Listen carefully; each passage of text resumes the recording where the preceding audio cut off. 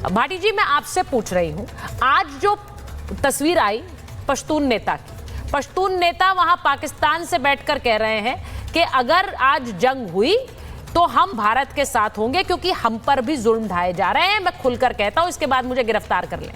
ये वहां के पश्तून नेता कह रहे हैं। तो वहां जो बैठे हैं पश्तून या फिर बलोच, वो अपनी लड़ाई लड़ रहे हैं, वो भारत के साथ की बात करते हैं, लेकिन यहां जो बैठे हैं वो हमारी सैन्य कैपेबिलिटीज का मजाक बना रहे हैं। पहले तो आपसे पूछूंगी, इस वीडियो को आप एंडोर्स करते हैं, ऐसे प्लेन दिखाते हुए, नींबू मिर्ची लटकाते हुए और कहना देखो देखो ये जंग कब चलाओगे, इन्हें कब चलाओगे? नहीं, ये एकदम बचकाना हरकत है, बहुत गैर जिम्मेदाराना हरकत है। कोई मैच्योर नेता ऐसा नहीं कर सकता जैसा ये वीडियो है। और कांग्रेस को मेरी तो सलाह होगी कि ऐसे नेताओं को अंदर बंद रखा करे, खुले में ना छोड़ा करे। ये लोग पार्टी का नुकसान करते हैं। लेकिन मैं साथ में ये भी जोड़ना चाहूँगा कि देशभक्ति और देश हित और हर तरीके से कांग्रेस पे प्रश्न चिन्ह नहीं लगाया जा सकता कि कांग्रेस देशभक्त नहीं है या कांग्रेस देश के साथ नहीं है। इतिहास में जब कांग्रेस का शासन रहा है तो कांग्रेस ने पाकिस्तान को कई बार घुटने टिकाए हैं, कई बार धूल चटाई है। और 1971 में जो कांग्रेस सरकार ने किया, पाकिस्तान के 2 टुकड़े कर दिए, वो तो ऐतिहासिक है और पूरी दुनिया में उसे जाना जाता है। अब आपने एक बात कई बार कही है और कि अभी तो हथियार भी नहीं उठाए भारत ने और पाकिस्तान थर-थर काँप रहा है। तो मैं मानता हूँ कि इससे बढ़िया कूटनीति कुछ हो ही नहीं सकती कि हम बिना हथियार उठाए ही शत्रु के घुटने टिकवा दें। और इसमें हमारी पूरी सपोर्ट है, चाहे पानी बंद करना हो, चाहे आयात पर प्रतिबंध लगाना हो, चाहे दूसरे कदम जो भी सरकार उठा रही है, सभी पार्टियों ने उसे सपोर्ट किया है। और हम समाजवादी पार्टी भी और इंडिया गठबंधन भी सरकार के साथ है इस मामले पर। और मैं तो ये भी कहना चाहूँगा कि युद्ध में कोई जल्दबाजी नहीं करनी चाहिए और युद्ध के बार बार चर्चा और युद्ध चैनलों पर तो चर्चा होनी भी नहीं चाहिए। ये जो युद्ध का उन्माद पैदा करना है, ये कोई समझदारी का काम नहीं है। हम तैयार रहें हर तरीके से, जरूरत पड़े तो बहुत तगड़ा एकदम हमला करें, बिल्कुल। लेकिन ये तो आखिरी उपाय होता है, ये बिल्कुल जब को मजबूरी हो जाए तब करना चाहिए।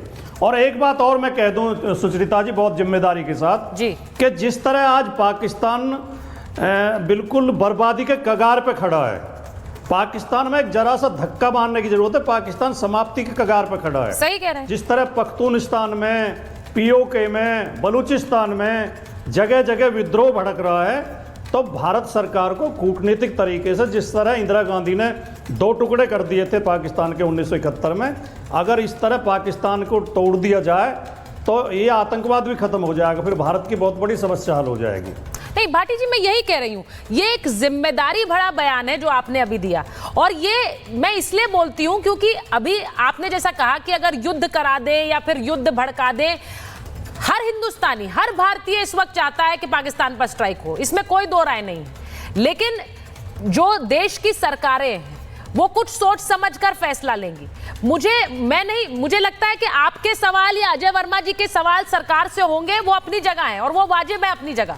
लेकिन एक चीज मैं जरूर कहती हूँ राधिका जी, ये बार बार, कि ये जो एक स्ट्राइक है इसे बहुत सोच समझकर करना है। जो हम अभी तक कर रहे हैं, क्या वो काफी है और कुछ करने की जरूरत है? मैं एक बार जरा अशोक जी से एक बार रिएक्शन लूंगी राधिका जी, उसके बाद आ रही हूँ आपके पास। एक बार अशोक जी के पास जाऊंगी। अशोक जी, मैं आपसे ये पूछ रही हूँ, ये बड़ी खबर इस वक्त आ रही है, प्रधानमंत्री दफ्तर पहुंचे हैं राहुल गांधी, पीएम मोदी से मिलने पहुंचे हैं राहुल गांधी।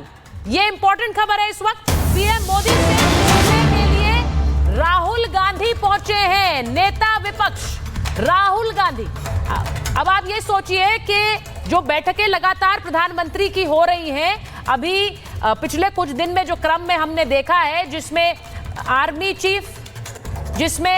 चीफ भी पहुंचे हैं और जिसमें नेवी चीफ भी पहुंचे हैं। और मुझे ये बताया जा रहा है कि इस वक्त जो प्रधानमंत्री से मिलने पहुंचे हैं राहुल गांधी। बहरहाल मैं इस वक्त ये पूछूंगी जरा आपसे, अशोक जी आपके पास आ रही हूं। ये बहुत सारी बैठकें होती हैं, उससे आम व्यक्ति जो घर पे बैठकर टीवी देख रहा है या फिर जो महाभारत देख रहा है, उसे लगता है कि पता नहीं अभी इसके बाद ही कुछ हो जाएगा, इसके बाद ही कोई स्ट्राइक हो जाएगी। ये स्वाभाविक है।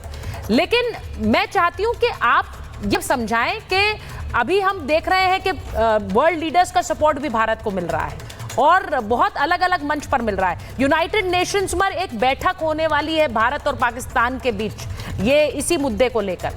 कूटनीतिक रूप से इस वक्त क्या पाकिस्तान कॉर्नर्ड है?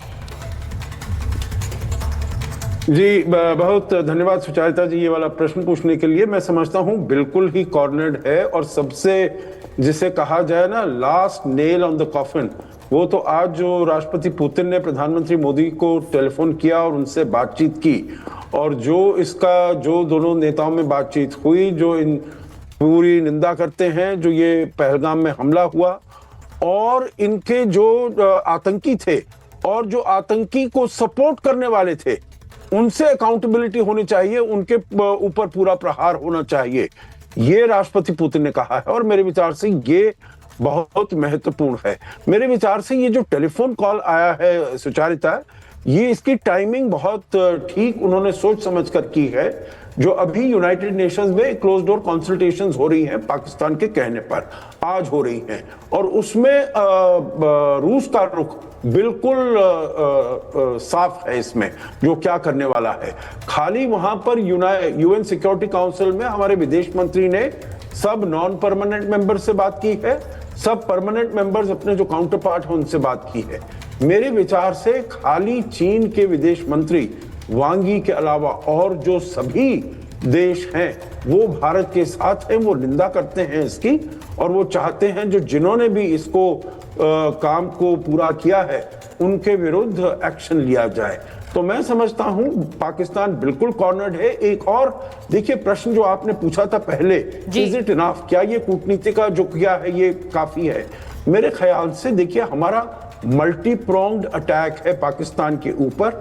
एक एक करके हम जो प्रेशर है, दबाव है, हम वो बढ़ाते जा रहे हैं। अभी तो इसके आगे हमें एफएटीएफ को देखना है, एफएटीएफ में उनको लेकर जाना है और इसका भी दबाव बनता रहेगा। उसके बाद आईएमएफ में भी लेकर जाना है। आईएमएफ से जो सारा पैसा आ रहा है वो कहां पर जा रहा है, क्या ये युद्ध के उसमें खर्चे में हो रहा है, तो ये सब आईएमएफ को देखना चाहिए। तो और मैं समझता हूं सबसे बेहतर, सबसे महत्वपूर्ण तो है पानी रोकना। हमने 65 साल से पानी नहीं रोका था, परंतु ये अब मौका आ गया है। ये पाकिस्तान को तो चोट लगेगी ही सुचारिता, हमारे अपने को बहुत फायदा होगा इससे। बगलीहार डैम से, सलाल डैम से, किशनगंगा डैम से, सभी में हमको फायदा होने वाला सर। और एक और बड़ी बात है, मैं एक बार कर्नल नैन के पास जाऊंगी, जरा कर्नल नैन को स्क्रीन पर ले लीजिए एक बार। पीएम मोदी जो बैठक कर रहे हैं वहां पर वो बैठकें अलग चल रही हैं, लेकिन इस बीच जो खबर आ रही है वो ये कि पाकिस्तानी एयर स्पेस से एक और इंटरनेशनल झटका पाकिस्तान को कैसे लगा है। लुफ्थांसा ने कह दिया है कि वो भी अपनी एयरलाइंस को पाकिस्तानी एयर स्पेस से नहीं लेकर जाएगी। इसका सीधा मतलब आर्थिक नुकसान है, और इसका सीधा मतलब ये भी है कि और यूरोपियन कैरियर्स भी पाकिस्तान के एयर स्पेस का बहिष्कार करने का मन बना रहे हैं, और इसके पीछे सुरक्षा एक बहुत बड़ा कारण है। और इसका सीधा मतलब ये भी है कि पाकिस्तान को आर्थिक झटका और लगने वाला है। अब पाकिस्तानी एयर स्पेस से जब विमान गुजरते हैं तो उसका पैसा एक पाकिस्तान सरकार को मिलता है, वो भी नहीं मिलेगा, और यूरोपियन कैरियर्स भी यही मन बना रहे हैं। तो ये भी एक बड़ी मार है। मैं कर्नल नैन एक आपसे पूछूंगी सवाल जरा, क्योंकि जिस तरह पाकिस्तान का एक बहिष्कार हो रहा है, ये पानी रोकना, आर्थिक नुकसान तो उसे हो ही रहा है, लेकिन पानी रोकने पर जो बड़ी बड़ी गीदड़ भपकियां वहां से आई थी, हमारा पानी रोका तो खून की नदियां बहेंगी, अगर डैम बनाया तो हम स्ट्राइक कर देंगे। आपको लग रहा है कि ये सब होगा और पाकिस्तान को स्ट्राइक कर पाएगा क्या? देखिए सुचारिता, जहां तक हमारे डैम्स का सवाल है, चाहे बगलियार डैम हो जाए या अभी किशनगंगा डैम बंद करने की भी बात जो हो रही है, झेलम रिवर पे और चिनाब रिवर पे, बेसिकली हम हिंदुस्तान की पॉलिसी है कि जो पानी इकट्ठा हो रखा था उसको एकदम से खाली कर दिया, और अब पूरे गेट बंद करके उसमें पानी भर रहे हैं। तो ये पानी छोड़ना, कितनी क्वांटिटी में छोड़ेंगे, वहां पे कभी हम लोग सूखा करेंगे, कभी हम वहां पे बाढ़ लेके आएंगे।